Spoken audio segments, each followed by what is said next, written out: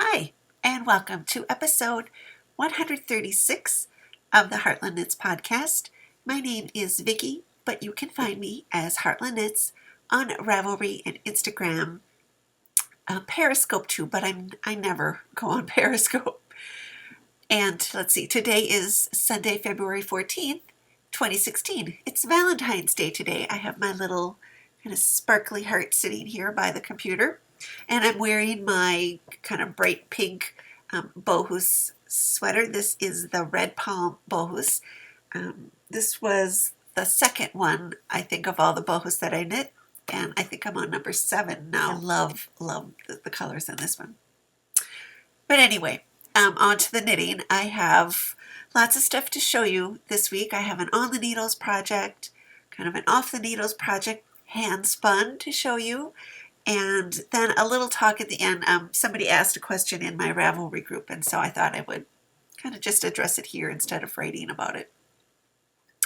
So let's go on and start with what's on my needles. I thought I would tell you a little bit more about kind of my focus knitting as I've been doing it this winter, which is my Pelerine, which is a pattern by Elizabeth Zimmerman. It's found in a number of places.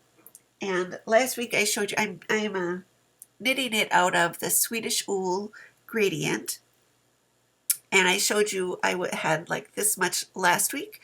And this is where I am on my second wheel. It comes kind of, like this. And so I knit like basically a whole wheel because I was kind of at this place last week in the first one. So I got quite a bit of work on this. So let's see, I've got a cup of chai. I want to get it out of the way so nothing gets dunked in there. But it's getting quite big. I can hold this up. So I'm knitting this top down, and what this Pelerine is, it's like a little kind of capelet. You could do a closed up version that's more like a poncho, but this is going to be kind of like a little cape. And last week I misspoke. I said it's 3-sided. It's not 3-sided, but it has 3 increase points, but they're not equally spaced. So if you're interested, I'm going to have you go find that pattern because it's available in lots of places to kind of get you the exact so where you place the increases, because that's what really makes this, I feel like, really wearable. But I plan to make it and just close it, get a kind of a Norwegian clasp, kind of maybe a leafish sort of pattern, and just close it kind of at the top of the neck, and then just I think this will be a really nice piece to wear kind of in the spring, in the fall too, but I'm looking forward to wearing it, and I have to get busy and find probably online somewhere a little clasp, just the perfect little one. So off the needles, I finished my mittens. These are the Bird in Hand mittens by Kate Gilbert, and I finished those I think early in the week, and I really love them. I haven't worn them yet, but it is certainly cold enough to. I was thinking about, I'm doing all this green stuff, the green shawl in these are green, because it's so bleak outside. It's just nice to have kind of that color in your eyes. Dreaming of spring, though. I when I was driving home this morning, we have a little drive-in, old-fashioned kind of drive-in, with car hops and, like the old, American Graffiti, Happy Days kind of drive-in.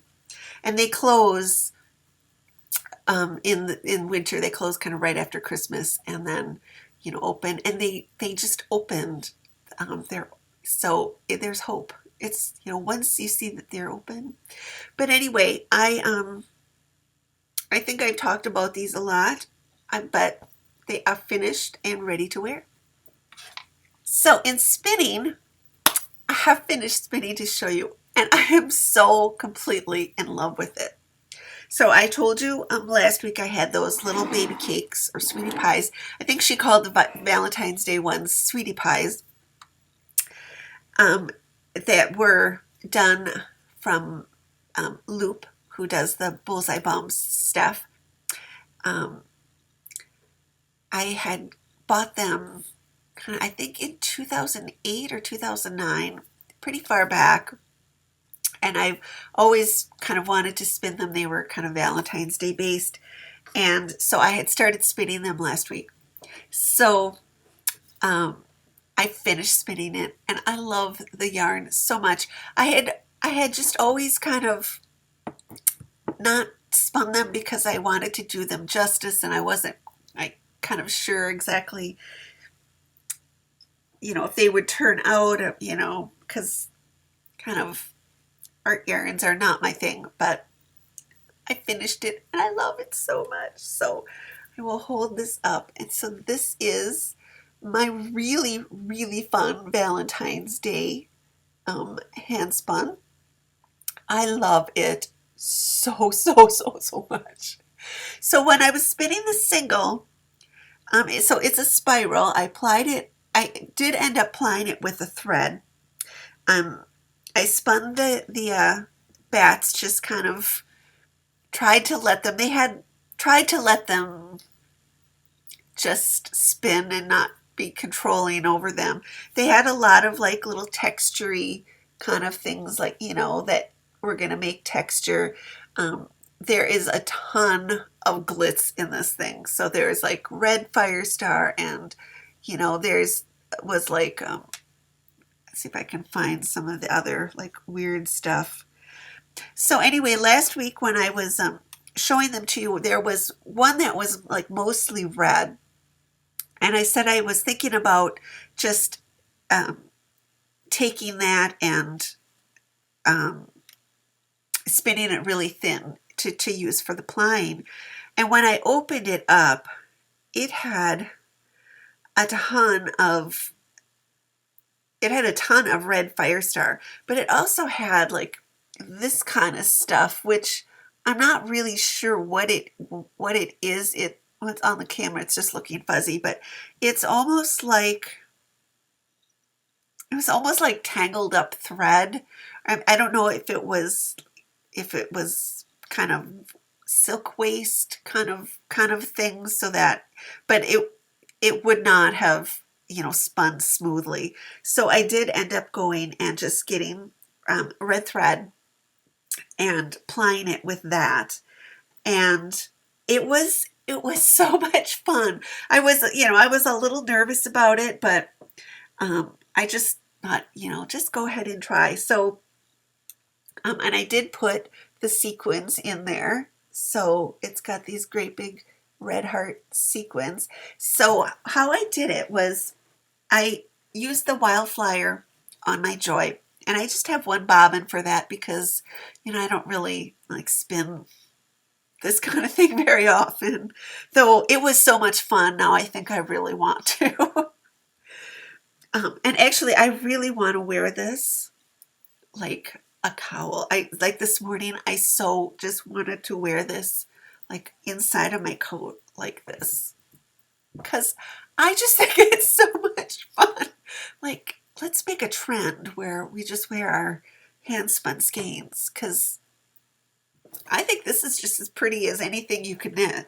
And it's got the like little sequiny things. So anyway, so how I spun, I'll just leave this on.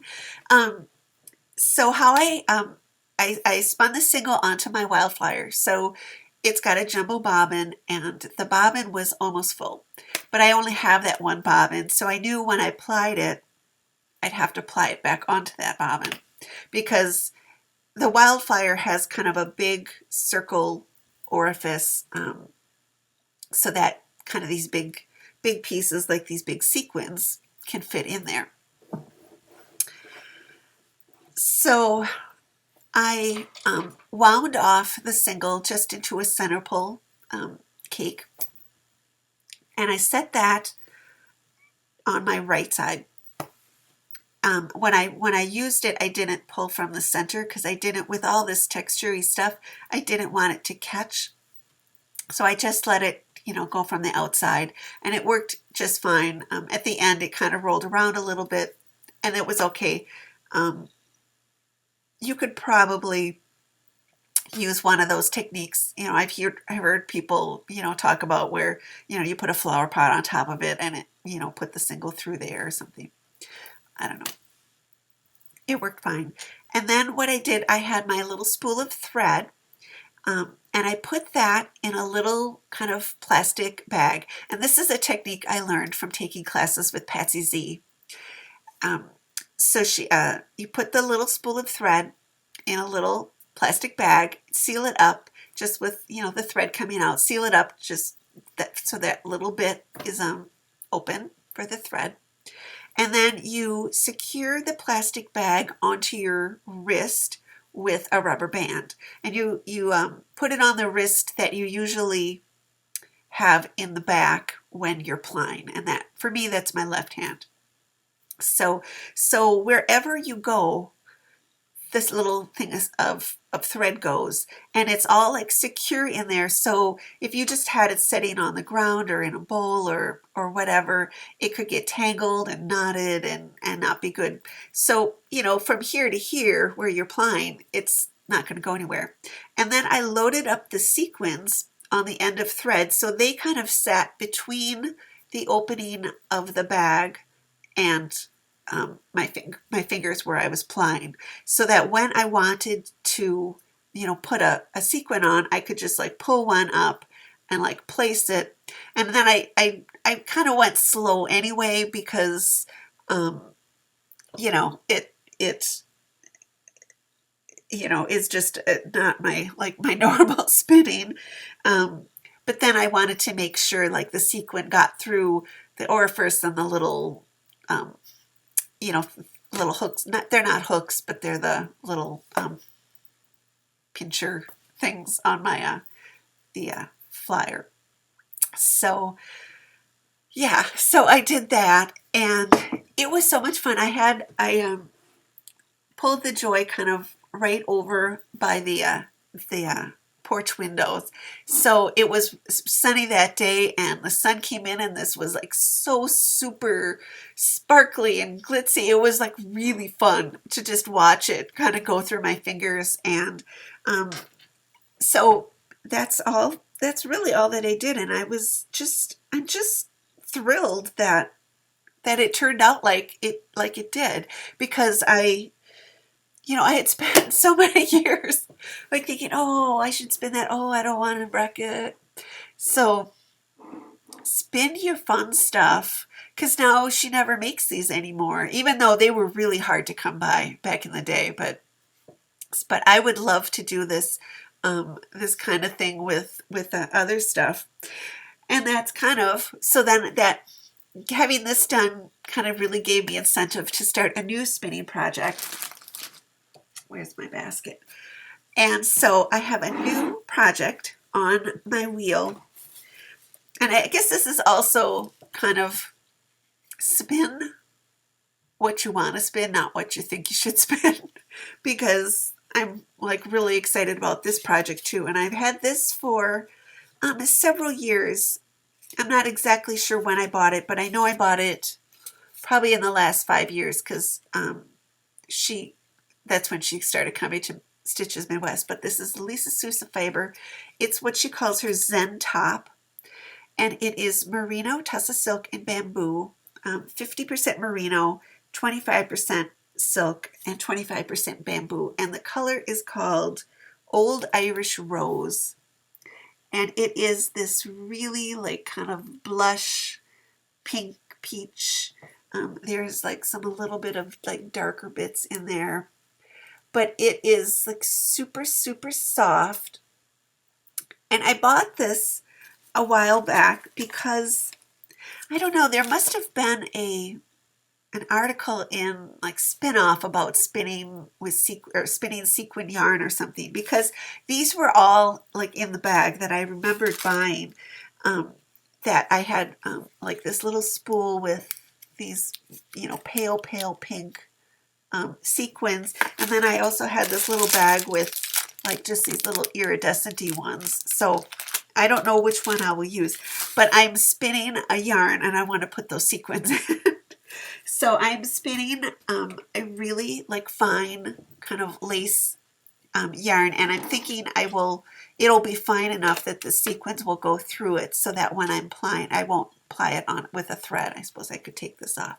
It's really soft. I think we should make a like trend of you know having art yarn cowls, because I don't know that I could knit anything that was just like as pretty as that. But so that is my spinning. It is just too much fun. I love it. Love, love, love it. So for show and tell, I did get a question from somebody in a thread on the Ravelry group, which is Friends of Heartland Knits. I don't have a specific, ask me questions kind of thread, because I just kind of do what I do and knit what I want to knit and like kind of how I want to do it. I don't kind of set myself up as like the big expert on anything.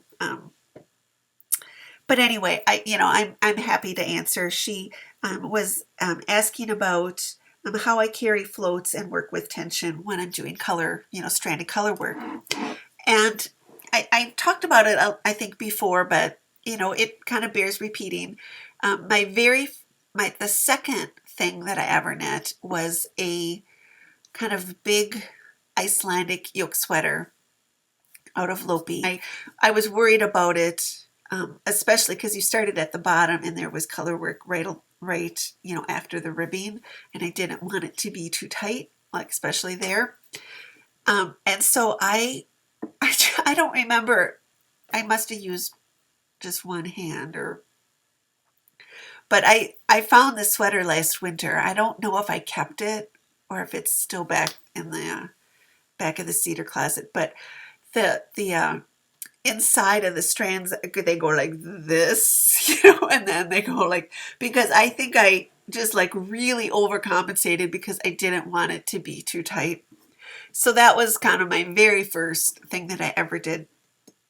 And then at some point I was going to do a Fair Isle sweater, and I had Alice Starmore's Her Fair Isle book, which has been reissued, and in there she talked about using two hands.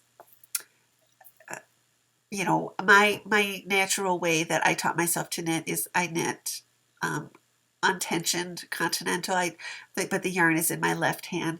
And so when I was doing that kind of first Fair Isle, I taught myself to throw with my right hand so that I did it, with both hands. And I love knitting like that. It really feels almost like you're painting. I do enjoy that. However, my tension with my right hand is very different than the tension with my left hand. And the things that I knit then were not like they were puckery or anything. It's just, how you have the like a dominant color. Mine was I had to make sure that I carried the same color always in my left hand, because it would show dramatically if it was different. So I think I knit like that, lots of things, for about 10 years. I knit with one in each hand. And then the first time I went to knitting camp, which was 2001, I think, it was just like eye-opening, experience. So there were like there's Meg Swanson, but she also, at that time, she had Amy Dachin and Joyce Williams as assistants. And Amy, I think, still knits with one in each hand. But both Meg and Joyce were holding both of the strands in their left hand. And I think Meg, remarked about how her tension was so much more even doing it that way, because that was her, normal kind of way. And they both held them slightly different. I think Meg has one color on her index finger and one on her middle finger, where Joyce had both on her index finger. And that's how, so at that camp, I sort of switched over and I started holding them both in my left hand, both on my index finger. Even though I generally knit untensioned when I was doing the color work, I knit tensioned. And so I did that for quite a few years, and I still hold them both in my left hand. Now I have sort of switched kind of back to probably what my very original way of working it was. And mostly that was, I think, from doing the bows knitting, where when you're holding, there's so many like little pearls and things when you can't really hold them both on your index finger, because it's just not as fast. So I have kind of gone back where I just like drop the yarn. I knit untension both strands. They're both hanging there. I just grab the one that I want, and because I would have to grab one and bring it forward to purl, and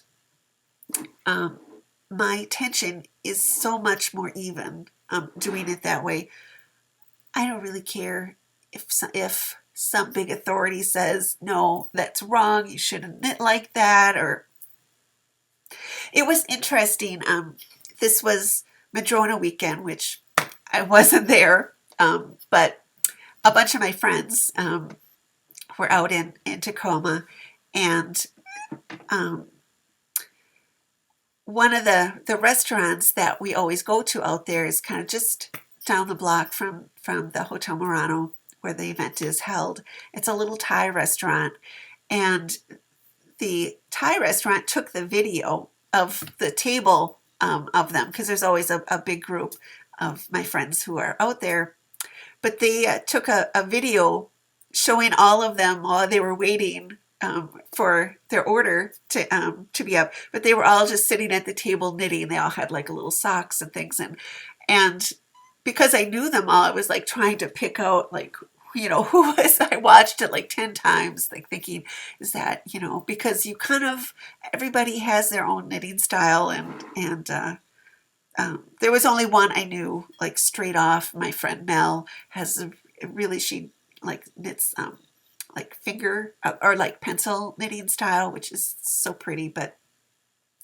anyway, there's kind of no, right or wrong way. It's whatever way gives you the product that you really love.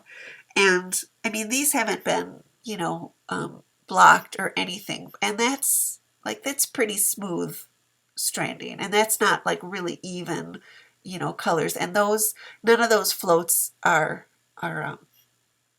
trapped at all. I can turn this inside out and show you. So here are my floats on the inside. So what I do when I'm knitting like this kind of 2-color, especially stranded color work, is one thing, I use bamboo needles, which I think helps with keeping things smooth. It also helps because as I'm knitting, I'm always like with the edge of my hand, I'm pushing those stitches apart. So with a wood needle, the little bit of drag that comes with that keeps them from like springing forward. So I'm constantly, dragging that. So if I have a space where there's a long float, and this is where I think I've gotten better from doing the bows, because a lot, not in this one, but it's something like Wild Apple, there's 11 purl stitches in a row. So when you're doing a pearls across the front, there's no way to trap the back yarn without it like showing in through the front. So you just have to get better at stranding that and getting the right tension, and a lot of it's just kind of practice, but keeping it keeping those stitches. When I have a long float, I make sure I pull it pretty hard. So when I'm doing like a small circumference thing like a mitten, I will often knit it kind of inside out. I don't mean that I'm like purling the stitches. The stranded work is on the outside, and the knitted stuff is on the inside. So do that a little, like push that down a little more, so that when I'm not like purling the stitches, but usually when you're knitting, your needles are on, are closest to you, and you can see that it's the public side of the fabric is closest to you. So when I turn it inside out, the working needles are on the far side from me. So I'm still knitting, and in the inside, I can see my right side of the work, so that if I'm following the pattern, I can kind of see where I am. But why I do that is, and it's a kind of a holdover from when I used to use double points, because when you have double points, there's always that kind of corner in between when you're switching needles, that if you don't get that, enough slack in your yarn, it will kind of be tighter and pull. So if you have it inside out, your floats are always going around the outside. So when I used to do like mittens on double points, I did them like that. When you do it two circulars or magic loop, it's a little more flexible. So it's kind of just experience and practice, and I think using wooden needles helped a lot. I switched kind of over to that in the early 2000s, and I think that helped make everything lay down a little smoother. I don't kind of use like blocking as, oh, that it'll even things out, it'll make it lay flatter. I aim to make it look like really good and presentable before it's ever blocked, so that like when it's blocked, your stitches are going to just smooth out even better. But if it's puckery to start with, it's always going to be puckery. You just kind of have to keep spreading those stitches out across your needle when you're going to use the other strand. So I don't know if that helped at all. I mean, that's just kind of my experience. Some people can knit both, one in each hand, and their tension is like super even, and so it's just a little bit of kind of practice, and if one way isn't doing it for you, then like try something else. I think it's really good to know more than one way to knit, because then, like what happened to me in December, if you run into problem with your hand, your kind of dominant hand that you knit with, you already know how, and you can switch to the other one. I don't think one is inherently better. One method is inherently better than the other. But so anyway, I hope that helped a little bit at least. But that is my whole show for this week. Thank you all so much for joining me, and thank you to those of you who have reached out and written to me in the last couple of weeks. I hadn't been on Ravelry for a while, and I found a whole bunch of messages there last week. So thank you for that. I really do appreciate it. It's, honestly, it can be hard to get yourself up to like kind of do the podcast some days with little to no feedback. So I really appreciate when somebody does, or, puts a thumbs up on, YouTube, or, just writes, a little something. It really makes my day. So thank you all for watching, and I hope you have a great week next week. Until I see you again, from my heart to yours, happy knitting.